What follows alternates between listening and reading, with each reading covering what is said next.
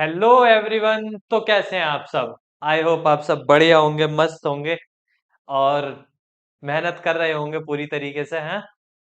देखिए यार, जैसे जैसे टाइम बढ़ता जा रहा है वैसे वैसे आपके एग्जाम्स धीरे धीरे पास आ रहे हैं। अगर आपके एग्जाम्स धीरे धीरे पास आ रहे हैं तो आपको जरूरत है मेहनत करने की। ठीक है। अब आपके पास ऐसा टाइम नहीं है कि आप बिना मतलब की या एक्स्ट्रा चीजों में अपना टाइम वेस्ट करो।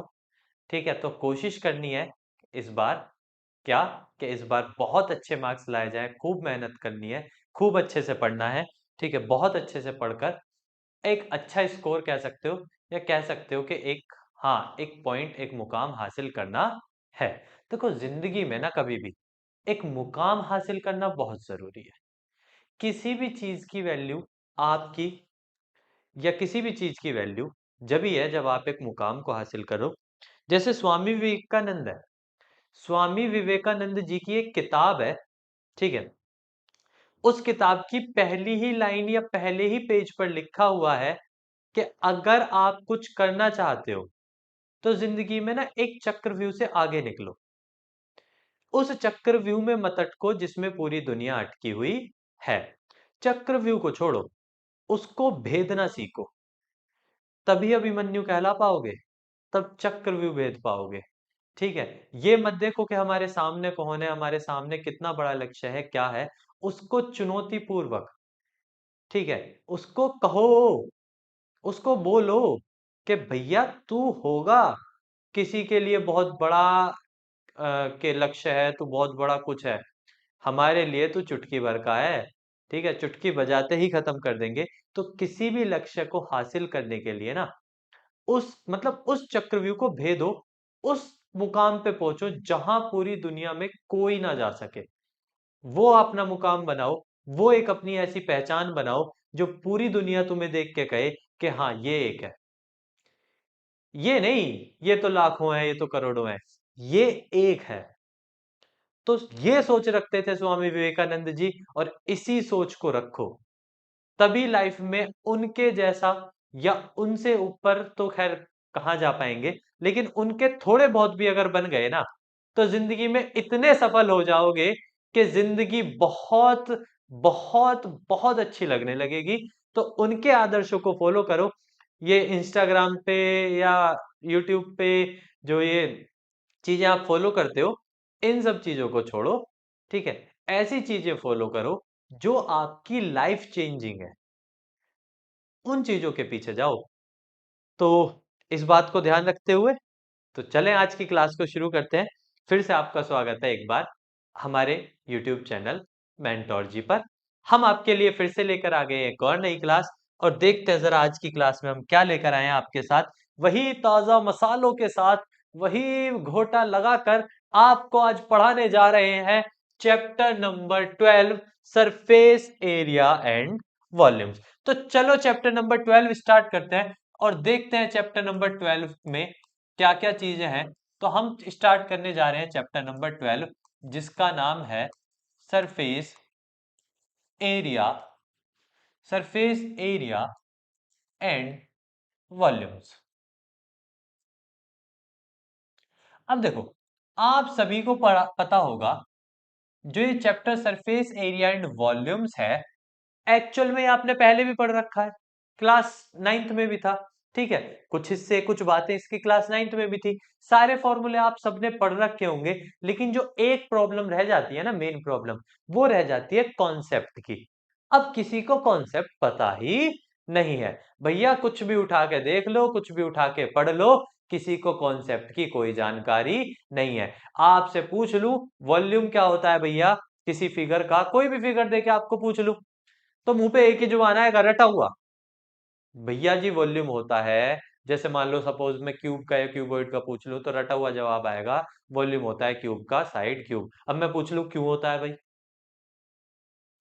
कोई अता पता नहीं है, हो गई कहानी गुम। इसके आगे का, इसके आगे का भाई आपकी गलती नहीं है। इसके आगे का पता तो जब हो जब आपको किसी ने बताने की कोशिश की हो।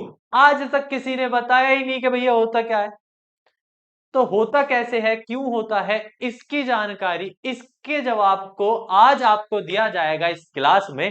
तो यानी यहां से इस क्लास को शुरू करते हैं और यहां से डिस्कस करते हैं, स्टार्ट करते हैं क्लास को फिगर्स से। और एक एक फिगर को ऐसे समझना है, ऐसे समझना है जैसे वो फिगर ना हो तुम्हारी जिंदगी हो। जिंदगी का ही सवाल है, यहां से या तो जिंदगी बन जाएगी या फिर यही रह जाओगे भैया पहले ही। तो जिंदगी को बनाओ, उस काबिल बनाओ कि दुनिया देख के ये कहे कि यार बनना तो इसी के जैसा है। नहीं, इंसान हो तो ऐसा भाई, बनना है तो ऐसा। ठीक है, उसी मोटिवेशन के साथ, उसी चीजों के साथ चलो आज की क्लास को शुरू करते हैं और पढ़ते हैं सरफेस एरिया एंड वॉल्यूम्स।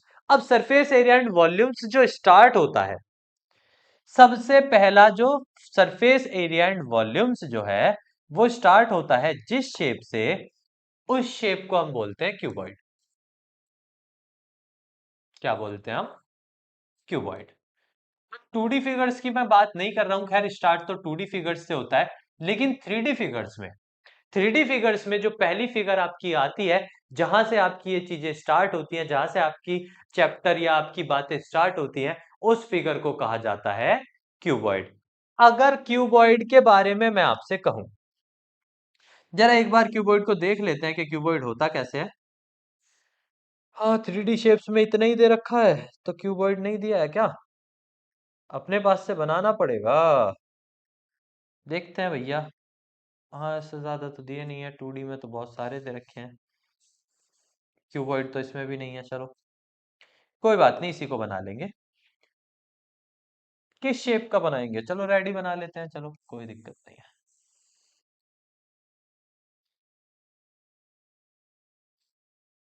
कुछ इस तरीके की शेप होती है क्यूबॉइड। क्यूबॉइड का मतलब है, अगर मैं आपको क्यूबॉइड की कोई बात कहूं या क्यूबॉइड के बारे में कुछ कहूं, तो आप ऐसे समझ लो जैसे आप रूम है, जिस रूम में आप हो, बस उस रूम को समझ लो। देखो मेरे पास रूम नहीं है, ठीक है, मतलब है, मतलब वैसे मैं रूम में ही हूं, लेकिन आपको दिखाई नहीं देगा। अब आपको नहीं दिखाई देगा तो आपको समझाने के लिए मुझे चीजों को थोड़ा सा इमेजिन कराना पड़ेगा। तो मेरे साथ साथ सोचते चलो। सपोज करो आप जिस रूम में बैठे हो वो रूम एक क्यूबॉइड है, हो सकता है वो क्यूब हो, मैं इस बात को डिनाई नहीं कर रहा। हो सकता है आप जिस रूम में हो वो क्या हो, क्यूब। लेकिन मैं कह रहा हूं आप ऐसा रूम लेकर चलो जो एक क्यूबॉइड है। अब अगर क्यूबॉइड है तो अपने रूम के अंदर देखते चलना भैया, रूम आपको सब सिखा देगा। रूम के अंदर देखना आ गया तो समझ लो सीख गए, फिगर सीख गए। तो चलो रूम के अंदर हम देखते हैं। ये क्या है भाई? ये क्या काम करता है? कुछ नया काम करता है क्या? ओह, ओ भाई साहब, चलो छोड़ो।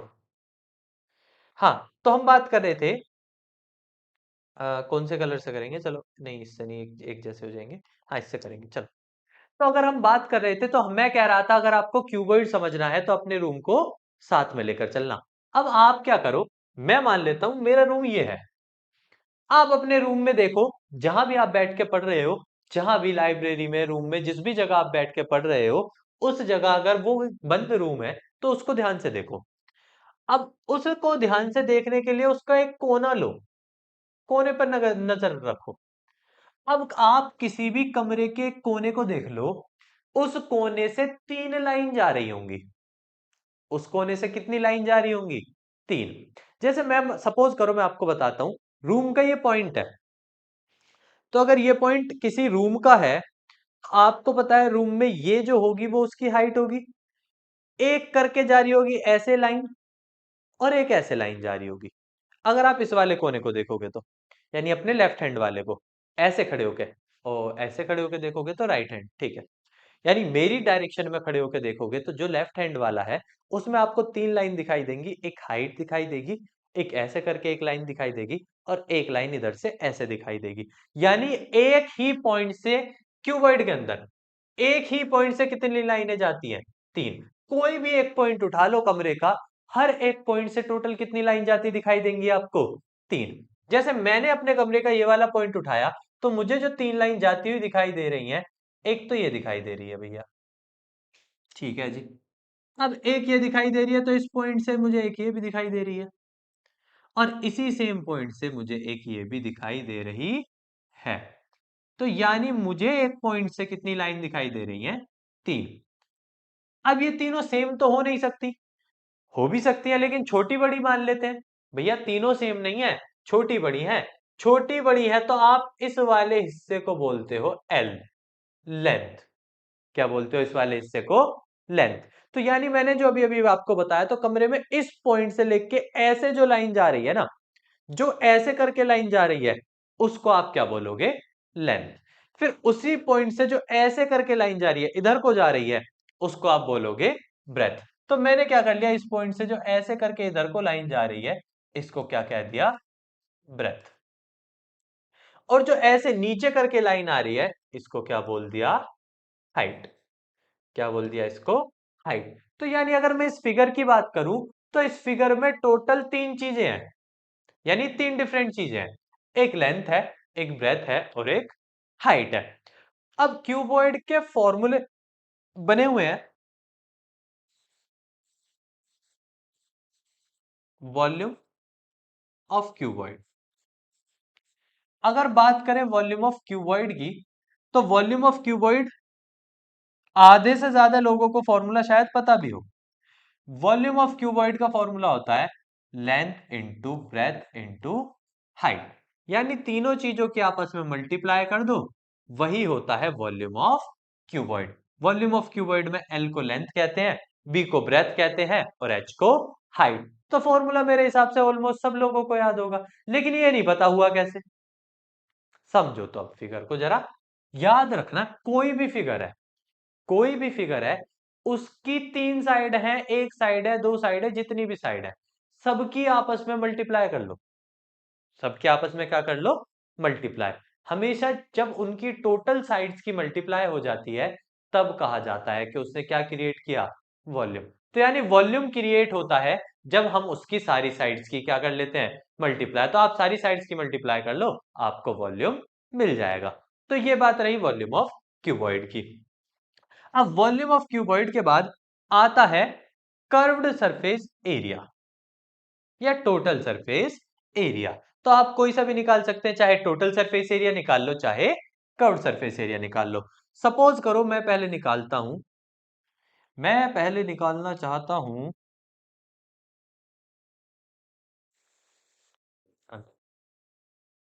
हम पहले निकालना चाहते हैं टोटल सरफेस एरिया, और इसी टोटल सरफेस एरिया को बोला जाता है टीएस से। अब मैं इस टीएस से को निकालना चाहता हूं, कोई दिक्कत नहीं है। अब यहां देखो देखो, फॉर्मूले के शब्दों में ही सब कुछ है, फॉर्मूलों के शब्दों को समझ लो, उसी में आपको सब दिया हुआ है।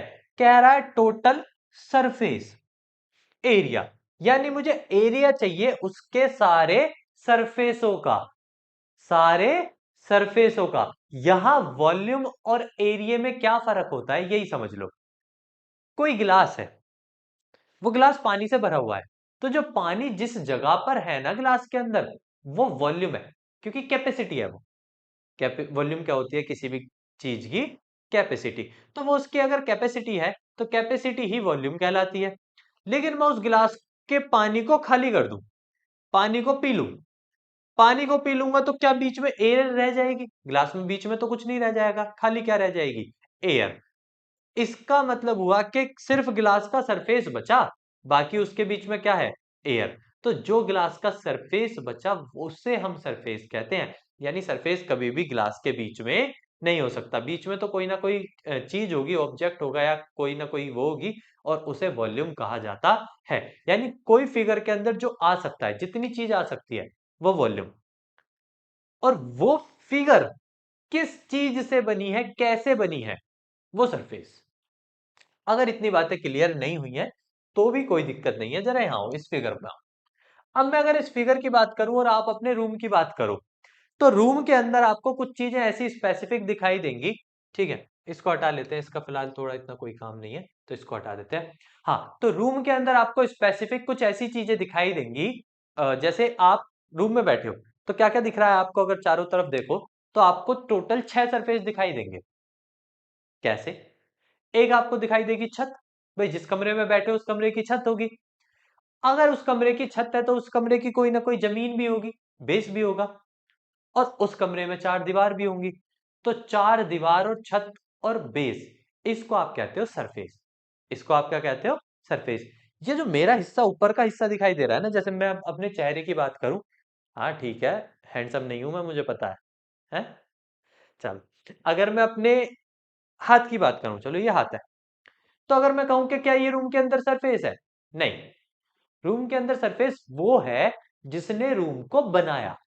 और रूम को बनाने में किस किस चीज की जरूरत पड़ी? चार दीवारी, एक छत, एक जमीन। यानी यहां पे छह चीजों की जरूरत पड़ती है, और इन छह चीजों का एरिया, ये हमारे सरफेसेस हुए, और इन्हीं सरफेसों का एरिया कहलाता है टोटल सरफेस एरिया। यानी टोटल सरफेस एरिया निकाला जाता है जब हर सरफेस का हमें क्या मिल जाए? एरिया। तो पहले किसी एक सरफेस को देखते हैं। अब जरा देखो, अगर हम किसी एक सरफेस को देखें, उस किसी एक सरफेस में मैंने इसकी बात की सपोज, तो आपको दिखाई दे रहा है ये एक रेक्टेंगल है। हाँ, इसमें आपको ऐसा नहीं दिखाई देगा, लेकिन एक्चुअल में क्या है, ये रेक्टेंगल है। अपने घर की छत देख लो। जब आप अपने घर की रूम की, अपने रूम की छत देखोगे, तो उस रूम की छत आपको कैसी दिखाई देगी? रेक्टेंगुलर। अब वो रेक्टेंगुलर बनी किस किस चीज से, देखो यहां बहुत ध्यान से पढ़ना। अगर मैं सिर्फ छत की बात करूं, तो छत बनी हुई है मेरी लेंथ से और ब्रेथ से। छत किससे बनी हुई है? लेंथ से और ब्रेथ से। अब छत तो रेक्टेंगुलर है, रेक्टेंगुलर है, तो लेंथ और ब्रेथ से बनी हुई है, तो छत का एरिया कितना हो जाएगा? छत एक सरफेस है ना, उस सरफेस का एरिया कितना हो जाएगा? तो यहां से उस सरफेस का एरिया हो जाएगा L इंटू बी। क्या हो जाएगा उस सरफेस का एरिया? तो मैं कह सकता हूं भैया उस वाले सरफेस का एरिया हो जाएगा L into B. L into B हो गया। प्लस, अगर छत का एरिया L इंटू बी है, तो कोई कमरा ऐसा तो होएगा ना कि भैया छत छोटी और जमीन बड़ी हो जा, या कोई कमरा ऐसा ना होने का भैया जमीन बड़ी और छत छोटी हो जा। ऐसे खुद सोचो, ऐसे टेढ़ी दीवारों से कौन घर बनाएगा भाई? मैं तो ना बनाऊं, रात को सोते में भी डर लगेगा। रात को सोते में भी ऐसा लगेगा कि भैया अगर ये छत ऊपर, हमारे ऊपर ही गिर गई, तो क्या होगा? अब ना टेढ़ी बनाओगे तो ऐसे बेड, ऐसे लगेगा जैसे तुम्हारे ऊपर गिर जाएगी। तो यानी जितना छत होती है उतना ही हर एक का सरफेस होता है। तो अगर छत का एरिया L इंटू बी है, तो पक्का जमीन का एरिया भी क्या रहा होगा? L इंटू बी ही रहा होगा। तो यहां हमने दो सरफेसों का एरिया निकाल लिया, छत का और बॉटम का। अब सरफेस के लिए बची चार दीवारी। अब चार दीवारी में से भी हमें चारों दीवारों का एरिया बन निकालना है एक एक करके। तो चलो एक एक करके अगर चारों दीवारों का निकालना है, तो क्यों ना मैं पहले इस वाली दीवार को देख लूं। इस वाली दीवार को, यार रंग खत्म हो जाएंगे इतने तरीकों से पेंट करा रहा है हमसे। अब इसको देखो, इस वाले को। तो अगर आप इसे ध्यान से देखो, तो ये वाला जो है, बाहर वाला जो हिस्सा है, यानी ये जो दीवार है, ये वाली जो दीवार है,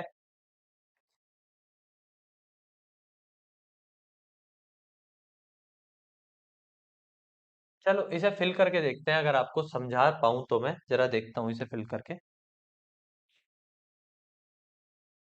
नहीं, कलर पूरे में ही फिल हो रहे हैं यार, आधे में नहीं जा रहे। चलो कोई बात नहीं, छोड़ो।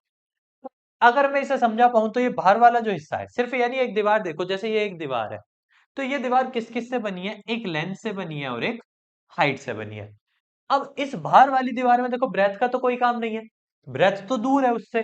तो मतलब जो बाहर वाली दीवार है, वो दो से बनी है, लेंथ से और हाइट से। अब जब वो दो चीजों लेंथ और हाइट से बनी है, तो जो उसका एरिया हो जाएगा, यानी इस वाली दीवार का जो एरिया हो जाएगा, वो हो जाएगा L इंटू एच, क्योंकि भैया वो L इंटू एच से बनी है। अब अगर इस दीवार का L इंटू एच है, तो इसके जस्ट सामने वाली दीवार का भी क्या होगा? L इंटू एच ही होगा। क्यों? क्योंकि ऐसा तो हो ना सकता भैया, ऐसे नैरो कमरा है, कमरा भी तो नैरो भी तो नहीं हो सकता ना कमरा, क्योंकि यहां से दीवार छोटी है और वहां जाकर दीवार इतनी बड़ी हो जाए। ऐसे नैरो घर कौन बनाता है भाई? है क्या लॉकडाउन वाले इंजीनियर हो क्या? वो हो क्या लॉकडाउन में इंजीनियरिंग कर ली ही है, जो ऐसे घर बना रहे हो? ऐसे ऐसा वैसा घर नहीं बनाना है। ठीक है, तुम्हारा कोई भरोसा ना है, तुम क्या कर जाओ। तो L इंटू एच होगा। अब अगर L इंटू एच होगा, तो देखो और क्या सरफेस बचे। अब मैंने ये वाला और ये सामने वाला ले लिया, तो मेरा इधर वाला और इधर वाली दीवार रह गई। तो इधर वाली दीवार को यहां देख लो भैया, इधर वाली दीवार को, इतना पुतैया तो मैं घर में ना, जितना तुमने बनवा दिया। पता ना क्या रंग लगवा दिए। ये लो भैया, इधर वाली दीवार को देख लो, ये रही भैया, ये वाली दीवार देख लो, क्या कह सके हैं भैया, तुमने करवा दिया काम तो अगर इस वाली दीवार की बात करूं, तो मैं इस वाली दीवार की बात करूं, तो ये वाली दीवार देखो किस किस से बनी है, एक बेस से बनी है और एक हाइट से बनी है। तो जो इस दीवार का एरिया हो जाएगा, तो इस दीवार का एरिया हो जाएगा बेस इंटू हाइट। क्या हो जाएगा? Base into height. और फिर से बेस इंटू हाइट, क्योंकि इसके सामने वाली भी, इसके सामने कौन है? इसके सामने आप कहोगे कि भैया दिख नहीं रही, तो कैसे नहीं दिखेगी भैया, इसके सामने ये रही, ये रही ना, ये इसके सामने वाली ही तो है, ये फिगर में उसके सामने ही तो है, ये रही दीवार, एक वो रही दीवार। ठीक है, तो यानी कह सकते हैं कि जो टोटल सरफेस एरिया आएगा वो इन 6 सरफेसों का प्लस होगा। एक मिनट, बी इंटू एच दो हो गए, दो दो चार और दो छह, हाँ, इन छहों का होगा। और जब इन छहों को आप टोटल करोगे, जब इन छहों वैल्यू का आप टोटल करोगे, तो आपका इनका टोटल बन रहा है 2 LB plus BH plus HL। ऐसे बना आपका टोटल सरफेस एरिया। तो जो ये हवाबाजी हो जाती है ना, कि भैया टोटल सरफेस एरिया है याद कर लो, टोटल सरफेस एरिया याद कर लो, याद नहीं करना है, समझो यार कॉन्सेप्ट कैसे बना, वो फिगर बनी कैसे, जिसने बनाई थी उसने क्या याद करके आया था क्या घर से? नहीं है, भगवान ने रटवा के भेज दिया बेटा, नीचे जाके इसकी खोज कर दियो है, ऐसा कुछ आया? ऐसा थोड़ी बनाया था। देखो मेरी आर्मी मुझे अच्छे से समझ ले कि भैया हम नहीं रटवाएंगे, हमें कोनो शौक नहीं है रटवाने का, हमने समझ के पढ़ा है, समझ के सीखा है। नहीं, समझ के पढ़ा, हमारे टीचर ने भी रटवाया, छोड़ो, हमारे टीचर ने भी खैर हमें अच्छा पढ़ाया, देखो बहुत अच्छा पढ़ाया जिन्होंने भी पढ़ाया, ठीक है, आज उन्हीं की बदौलत हम आज यहाँ हैं। लेकिन हम ये कहना चाहते हैं कि कई बार ना टीचर कॉन्सेप्ट को नहीं क्लियर कराते, और मैं समझता हूं कि कॉन्सेप्ट क्लियर होना बहुत जरूरी है। भाई आप कॉन्सेप्ट में सोचोगे कैसे, खुद कैसे दिमाग लगा पाओगे जब आप ही का क्लियर नहीं है? ठीक है, तो हमने जैसे चीजें की वो की, लेकिन आप समझ लो आपको कराई जा रही है बेहतरीन, आप उन्हें अच्छे से पढ़ लो। तो यहाँ पे हमने दो फॉर्मूले डिस्कस कर लिए, एक वॉल्यूम ऑफ क्यूबॉइड का और एक टोटल सरफेस एरिया का। अब तीसरा फॉर्मूला होता है कर्व सरफेस एरिया। तीसरा फॉर्मूला यहां लिख लेते हैं, इसे कहा जाता है curved surface area. Curve surface area को जो बोला जाता है वो बोला जाता है CS से। कर्व सरफेस एरिया को बोला क्या बोला जाता है? CS से। तो अगर मैं बात करूं कर्व सरफेस एरिया की, तो किसी भी फिगर का जब कर्व सरफेस एरिया लिया जाता है, तो ना तो उसका टॉप लिया जाता है ना ही बॉटम। यानी कर्व सरफेस एरिया ऐसा होता है कि ना तो उसमें हमें टॉप लेना है और ना ही बॉटम। तो टॉप और बॉटम क्या था? मेरा ये टॉप था, जब हम निकाल रहे थे तो ये टॉप था ना भैया, जब हम निकाल रहे थे तो जो ये वैल्यू आ रही थी एरिया, वो किसका एरिया आ रही थी? टॉप का। और हमने कहा था ये टॉप का है तो नीचे बॉटम भी सेम होगा, तो ये किसका रहा था? बॉटम का। और कोई भी टोटल सरफेस एरिया से कर्व्ड सरफेस एरिया जब बनता है, जब ना तो उसमें टॉप का एरिया लिया जाए ना बॉटम का, यानी फिगर में टॉप और बॉटम होते ही नहीं है। कर्व्ड सरफेस एरिया में ना तो टॉप लिया जाता है ना ही बॉटम। तो जब हम ना तो हमें टॉप चाहिए ना बॉटम, तो मतलब हमें ये चार वैल्यू चाहिए। इन चार में क्या है? एक HL है, LH है, LH है, BH है, BH है। अब ये 2LH हो जाएगा, ये 2BH हो जाएगा, ठीक है, जिसमें से आप 2 कॉमन कर लोगे, तो 2 कॉमन कर लोगे तो वो हो जाएगा 2L प्लस बी, और चाहो तो फिर H भी कॉमन हो जाएगा, तो फॉर्मूला हो जाएगा 2L plus B into H. तो ये फॉर्मूला निकल के आ जाएगा किसका? कर्व्ड सरफेस एरिया का। यहीं से निकाला मैंने टोटल सरफेस एरिया से। टोटल सरफेस एरिया में से टॉप और बॉटम को हटा दो तो ऑटोमेटिक बन जाता है क्या? Curved surface area. तो ये फॉर्मूला किसका रहा होगा? कर्व्ड सरफेस एरिया का। ऐसे बना पूरा का पूरा क्यूबॉइड। ये जो आपको हवाबाजी में पढ़ा दिया जाता है कि भैया लो रट लो, रट्टो नहीं, रट्टू तोता थोड़ी बनना है, कब तक रटोगे भैया? अभी तो कुछ भी नहीं देखा है जिंदगी में आपने। बहुत बड़ी बड़ी बुक्स है, थीसिस है, थ्योरीज है, क्या रट लोगे? क्वांटम मैकेनिक्स फिजिक्स की एक ऐसी ब्रांच है जिसे रटने को जिंदगी भर रटते रहना, आज तक भी खोज चल रही है। रट लेना अगर रट सको तो चीजों को रटने से ज्यादा समझने की और कोशिश करो। देखो, कोशिश ये करो कि आपको चीजें ना यहां बैठ जाए। और बिठाने के लिए हम कह तो रहे हैं, कमरे को दिमाग में रखो। सोचो यार, कमरे से सोचो थोड़ा सा। थोड़ा इमेजिन करना पड़ेगा। देखो, ऑफलाइन में थोड़ा सा होते तो हम इमेजिन करा देते, ऑनलाइन में आपको थोड़ी चीजें इमेजिन करनी पड़ेंगी। ऑफलाइन में तो हम करा देते। चलो, अब अगर हम बात करें, क्यूबॉइड के साथ साथ एक फिगर क्या आती है? क्यूबॉइड के साथ साथ एक फिगर आती है क्यूब। क्यूबॉइड के साथ साथ एक फिगर क्या आती है? क्यूब। अब क्यूब क्या होता है जरा वो देख लेते हैं। तो कुछ इस तरीके की, कुछ इस तरीके की फिगर होती है क्यूब। अब आप कहोगे कि भैया क्यूब और क्यूबॉइड में क्या फर्क है, तो दोनों सेम हो गए। नहीं, क्यूबॉइड क्या होता है, थोड़ा लंबा सा होता है, या फिर कह लो थोड़ा चौड़ा सा होता है। लेकिन क्यूब जो होता है ना, वो सारे साइड से सेम होता है। हर जगह से क्या होता है? सेम।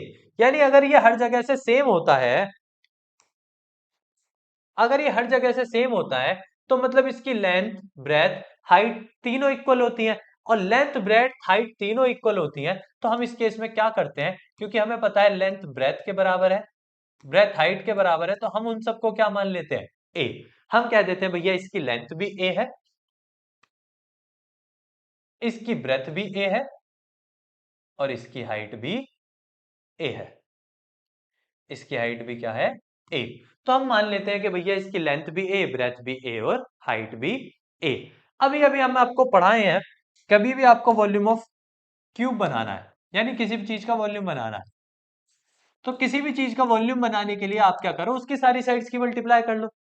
तो अगर यहां मैं सारी साइड्स की मल्टीप्लाई करूंगा, तो यानी यहां मैं कर सकता हूं ए इंटू ए, और ए क्या हो जाता है?